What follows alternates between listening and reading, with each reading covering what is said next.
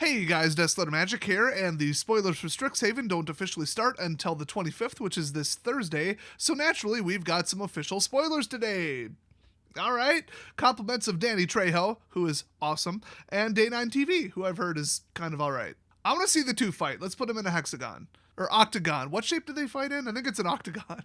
Back in my day, cage matches only had 4 sides. Anyway, we've got 2 Planeswalkers, Professor Onyx and Cassandra. I believe Cassandra was formerly leaked.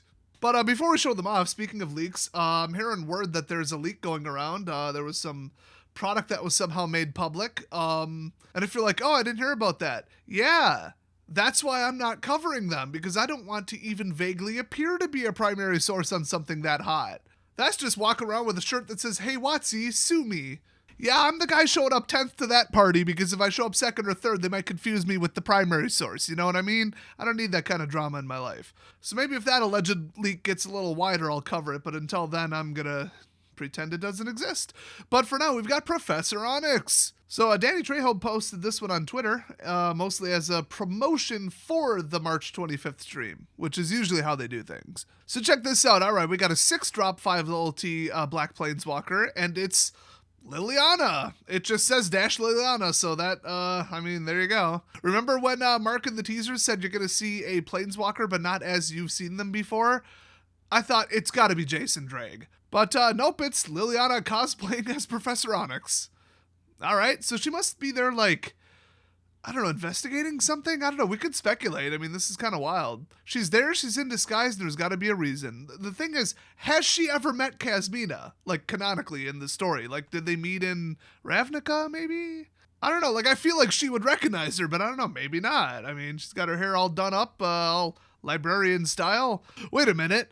Isn't that the blue team leader wannabe whose ass I keep kicking in Pokemon Go? I just nicknamed them Hot Topic, Librarian, and Roid Rage. I don't actually know their real names. But I'm pretty sure that's her, the hair. I mean, come on. So anyway, Professor double quote Onyx is a 6-cost 5-drop with Magecraft. Oh boy, whenever you cast or copy an instant or sorcery spell, each opponent loses 2 life and you gain 2 life. Well, that implies that there will be spell copying, which is just one of those things that never goes well. It's like alternate win cons. They just never do anything positive for the game. I like a good 2-for-2 pinger. I think that ability is insane. That's kind of batshit crazy, but at least it's not in, blue-red for once. I mean, how often do you really light off, like, an instant or sorcery spell in black? I mean, the first thing that comes to mind is a kill spell. So you add a little spice to that while, getting an attacker out of the way and keeping her alive, hopefully. But, I mean, she is only 5 loyalty for 6. I mean, she's not that good. And to get out a 2-for-2 that costs 6 and then try to keep it alive when it's kind of like an enchantment that you can directly attack to remove, I mean, yeah, it's powerful, but I mean, the downsides in the mana cost are there, so I don't think this will be too broken. But then again, I haven't read the 3 abilities. So +1, you lose 1 life. Okay. Look at the top 3 cards of your library. Okay. Put 1 of them into your hand and the rest in your graveyard. Okay. I mean, it's a little more of a classically blue ability, but they threw in the lose 1 life, and I mean, it's not like we don't have Read the Bones. But I'll be honest with you, that tacking on of the you lose 1 life is the only thing keeping that from being a blue spell. But, okay. So really, really nice. I mean, it's card advantage. It's a draw spell, but also it's like a pre-scry, which is huge. Also, the other 2 go directly into your graveyard, so you might be able to do something with them there, or like want them to be there. So that's pretty nice. Well designed overall. -3. Each opponent sacrifices a creature with the greatest power among creatures that player controls. Very, very nice. So you aren't in full control of the targeting, but neither are they. So they can't just sack a 1/1 and your spell does nothing. That's a big upgrade from, Farika's whatever? Farika. Did we ever find out how to pronounce her name? I mean, would I prefer greatest CMC over greatest power? Probably not. Not with a Planeswalker out. If it was a spell, probably. The -8, which is not the easiest thing in the world to get to. Each opponent may discard a card. If they don't, they lose 3 life. Repeat this process 6 more times. So basically just a really, really loaded up torment of Hailfire. Now this one, though, is only discard, so they're going to toss their whole hand in the graveyard unless they need something to come back from this, like a big healing spell or a game winner. And then, I mean, it's 7 times total. So, I mean, unless they had 7 cards in hand and don't need any of them, they are going to take some damage. So, Not necessarily a death sentence. I mean, what if they're sitting there at 35 life? They'd just be like, okay, I'll just discard nothing, or I don't need this land, whatever. Or I mean, you could just use this to empty somebody's hand who's running blue plus control. But in most cases, they are gonna die. So if you see this coming and she's sitting at like 7 or 8 already, you could start hoarding cards in hand, maybe, to kind of lessen the blow. But yeah, you're effectively shutting down the opponent as far as what they can do in a turn before you even light this off, which is hilarious. So overall, I mean, an appropriate 6-costed Planeswalker. It really, really is. It takes an appropriate amount of time to get to -8. There's a little bit of a downside to the plus, and the -3 will leave you stranded at 2 while not really blowing up the entire board, but still being very effective. I mean, it's not a targeted kill spell, and it still costs -3 instead of -2, but I think, with her at 5, any kind of bodyguarding is pretty good. So very, very, very well designed. And I looked at the number, it's number 83 out of 275, which means that it is actually in the main set, not some other weird product. Now, they're not even doing the Planeswalker decks for this, I don't think. Oh yeah, they're making Commander 2021 into a co-product with this. Very confusing. And then they're replacing the Planeswalker decks even though they don't replace them like legality-wise. I know, odd. But next up, we've got Cassandra, Enigma Sage. So this is interesting. She's a 3-drop with 2 loyalty, and usually 3-cost Planeswalkers are either extremely problematic or so weak, why even bother? But this one goes a little different route. It says, each other Planeswalker you control has the loyalty abilities of Cassandra, Enigma Sage. I don't like anything that promotes or enables Super Friends. Just right off the bat, let's get that out of the way. Nobody does. Everybody hates Super Friends. It's always a control-a-thon shit show, and after about turn 7, you're not going to win. It's one of the perpetually hated archetypes, and Wizards keeps designing cards for it. As if they learned nothing from War of the Spark. I mean, how stupid are they? So, +2 Scry 1, okay, there's some Planeswalkers that you would not want to give +2 to. That's kind of unfair that they can now get to their ult twice as quickly, like, for example, Professor Onyx. And then we've got -X, create a 0/0 green and blue, what does that say, fractal creature? Okay, must be part of that, the math nerd college. You're gonna get attacked by fractals. It's high school all over again. Anyway, put X11 counters on it. So you just create a 0/0 creature, and then however much loyalty you can spend, dump that into them. The creature does nothing special. I mean, usually they would explain blue fractal creature with, and then, lifelink, flying, whatever its special ability is. So this looks like a vanilla creature. I'm sure some other cards interact with fractals, but this looks like a vanilla creature. So, I mean, if you're going to drop like 6 loyalty to create a 6/6, I mean, okay, it's a 6/6, great, but really you're going to win the game with that? I mean, that's, you're probably better off with the loyalty, whatever you put into this. Now, if you're just dropping 1 loyalty to create a 1/1, chump blocker to keep your Planeswalkers alive, okay, Problem is now you got to undo that loss of 1 loyalty later. So, I mean, could you have just taken the hit? I mean, if it was 1 damage, yeah. If it was 2 damage, theoretically with the opportunity loss, yes. Like even Ugin, who gains loyalty 3 at a time, would he be better off using that at any point? No. Maybe to stop a large colorless creature with like a high CMC or something? I don't know. And then her -8 is search your library for an instant sorcery card that shares a color with this Planeswalker. Remember, all other Planeswalkers get that, although 8.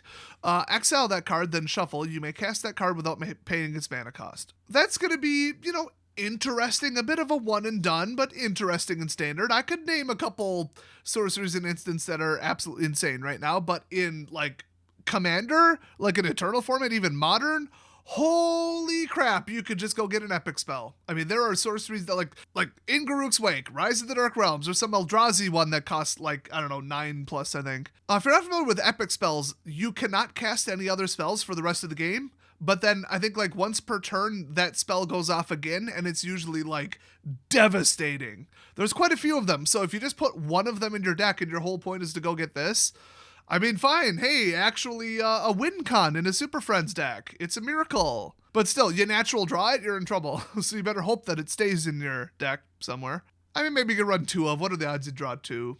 But I don't know, like building your whole deck around this, it would almost have to be Super Friends. I'm thinking, like, would you slot her in just a deck that's those colors, which I can't imagine what that would be right now. I mean, maybe, I don't know, card draw creatures. Like, you get enough card draw with mono green. But I don't know, you add in blue for some reason. I think there's some blue-green deck from a recent set that was supposed to be some kind of archetype, but like nobody plays it.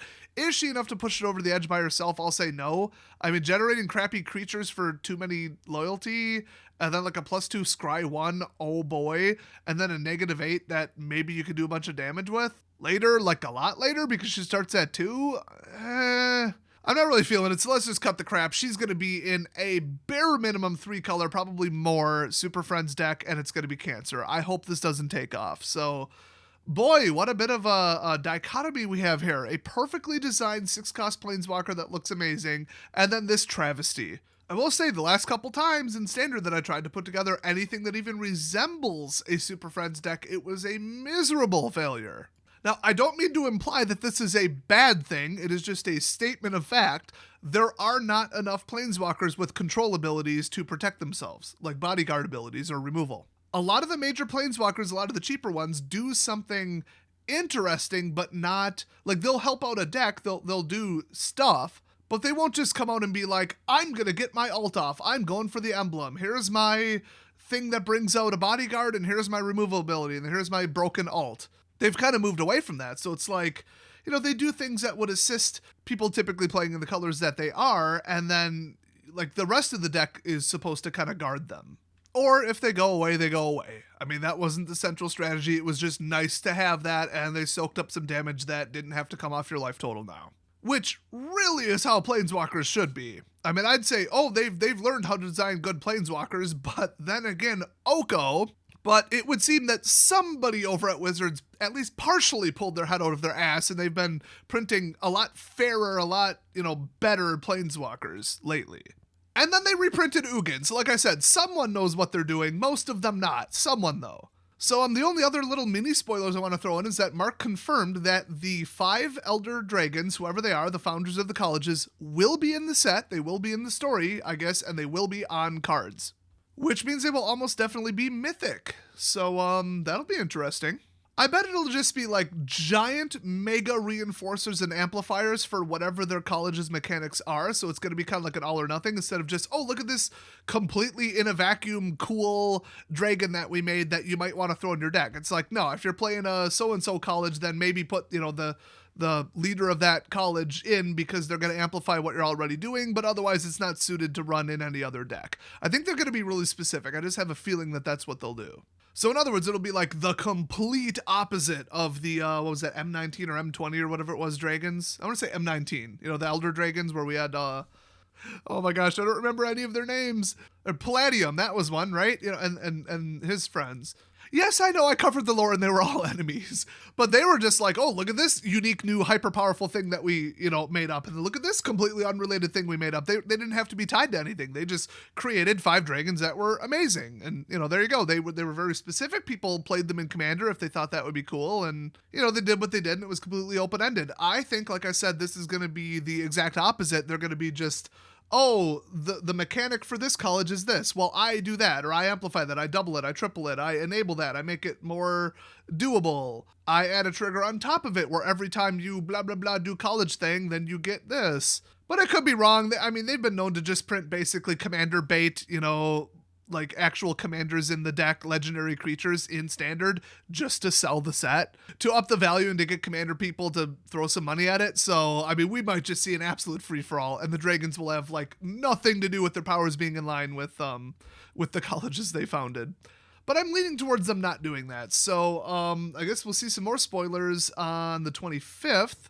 And big reminder, Magic Legends comes out tomorrow. I don't know what time of day, but I'll be up pretty early. I'm gonna get up and try and get a haircut at some point, but I'll be on. I might be streaming it once I get the gist of it. I might take a day to make sure there's no like security issues with that. Obviously I'm gonna be on like a VPN. I might even be in a VM running it. I have trust issues, but people told me that the developers said there won't be a wipe.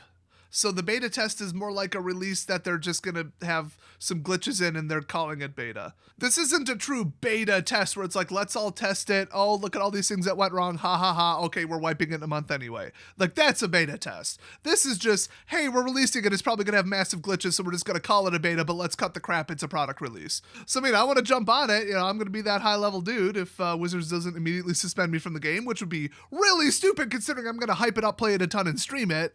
I mean, it's literally just free advertising, but they haven't banned me from anything yet. I wouldn't start now with all the dirt I've got in their company and certain individuals at it, but, well, you know how petty lefties can get and how self-destructive their personal attacks can get. So we'll see, but also if the game's shit, I'm jumping off it in like a week, so, we'll find out. But I'll watch for that. I will try to at least be streaming it in the evening if the game is stable, if the servers are up, and if I don't find problems with it. So anyway, thanks for showing up to this video, and I'll see you guys next time.